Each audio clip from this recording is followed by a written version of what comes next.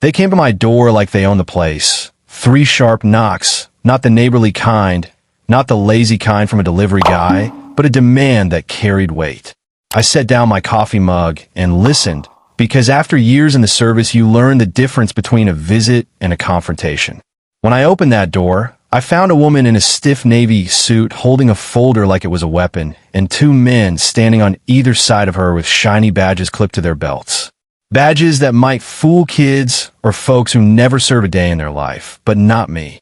She said her name was Margaret Lane, president of the Homeowners Association, and her voice dripped with that tone of authority people put on when they're trying a little too hard.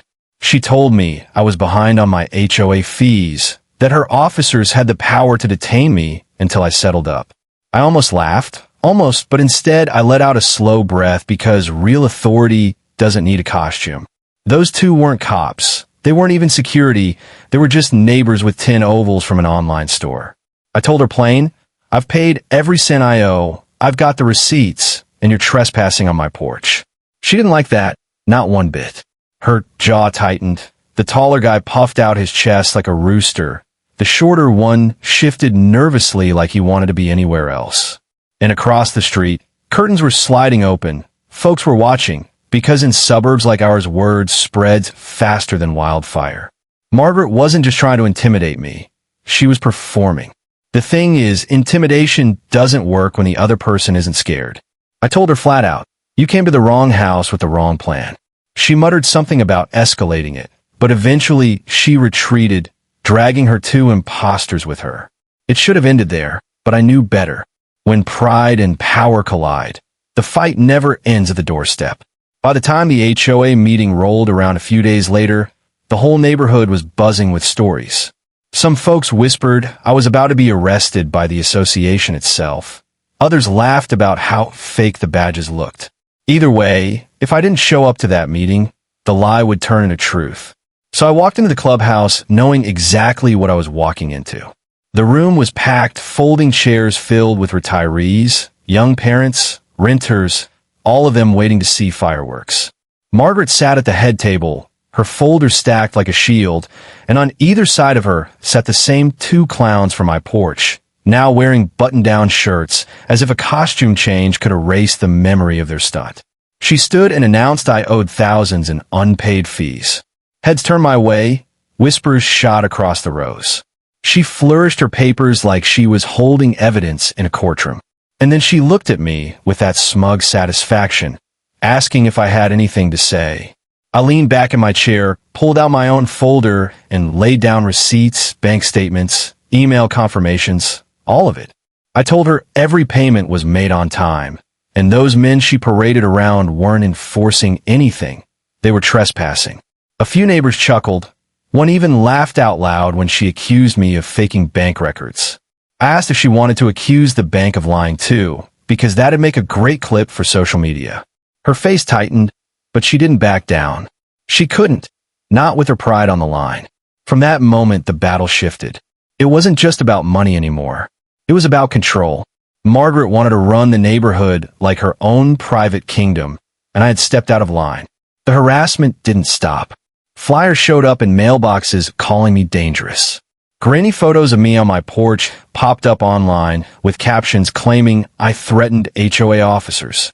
Neighbors started recording me as I walked to my car, whispering like I was some villain hiding in plain sight. And then one evening, Margaret showed up again in front of my driveway with those same 2 men, this time in tactical vests.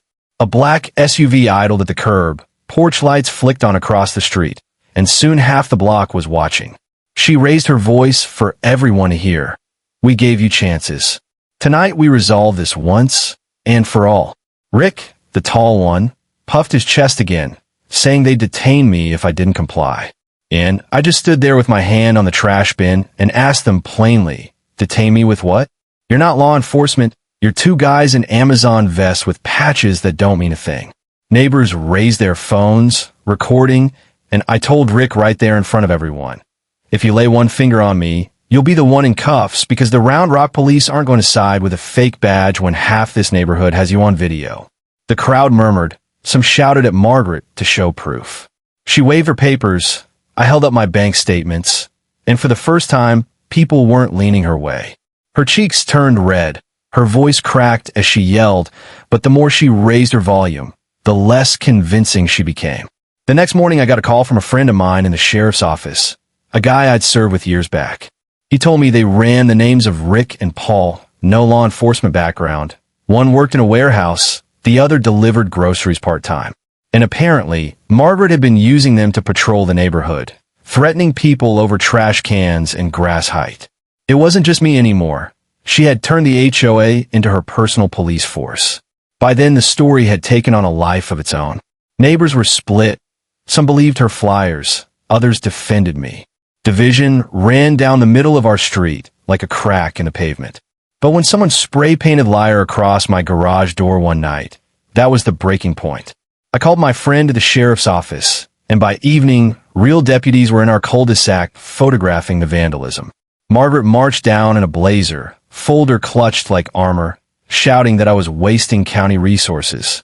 The deputy looked her dead in the eye and told her impersonating an officer is a felony, and neighbors caught every word on video. Not long after, screenshots leaked online, emails from Margaret instructing Rick to act like law enforcement, even giving him lines to use. That was the nail in the coffin. The HOA board called an emergency meeting. That night the clubhouse was packed tighter than I'd ever seen. People stood along the walls, leaning into the doorway. Margaret tried to control the room, slamming her gavel, jabbing her finger at me, shouting that I was manipulating everyone. But I stayed calm, laid out my receipts, even placed the police report on the table. Neighbors began speaking up. Carla, a teacher, said it wasn't about fees, it was about abuse of power. Harold, an old-timer with a cane, said enough was enough. One by one, people raised their hands, and the board called a vote of no confidence. Nearly every hand in the room went up. Just like that, Margaret's reign was over. She stormed out of the clubhouse, papers scattering, fury all over her face. The room fell quiet, and then someone clapped, then another, until the sound filled the hall. Not wild celebration, but relief, like a storm finally passing. I walked out that night, not as a hero, not as a winner, but as a neighbor who refused to be bullied. Sitting on my porch later, coffee in hand, I thought about what the whole mess had taught me. Authority isn't the same as respect, control isn't leadership, and fear only works until someone stands up and says enough. And here's the thing, what happened on my street isn't just about an HOA gone rogue. It's about what happens anytime someone in power forgets that respect is earned, not demanded. So I'll leave it with this question for you. If it were your neighborhood, your community, would you have spoken up, or would you have stayed quiet and hoped someone else would? Drop your thoughts in the comments, because I want to hear them. Was I right to push back, or should I have handled it differently?